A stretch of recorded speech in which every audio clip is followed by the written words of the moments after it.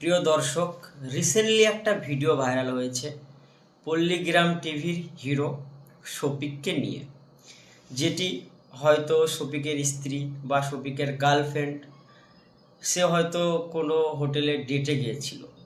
সেই ভিডিও ফুটেজটা যে কোনো কারণে সোশ্যাল মিডিয়াতে ভাইরাল হয়। সেটা নিয়ে অনেক কন্টেন্ট ক্রিয়েটর ভিডিও বানাচ্ছে, অনেকজন ভিডিওটা শেয়ার করছে, দেখছি। আমার কাছে কথা হলো, আপনি যখন কোনো খারাপ কাজে লিপ্ত হবেন, সেটা হোক আপনার স্ত্রী, হোক আপনার গার্লফ্রেন্ড, আপনি ভিডিও ফুটেজ কেন করবেন? প্রথমত কথা। দ্বিতীয়ত কথা, মেন্টালি কিন্তু সবার কখনো এক নাই।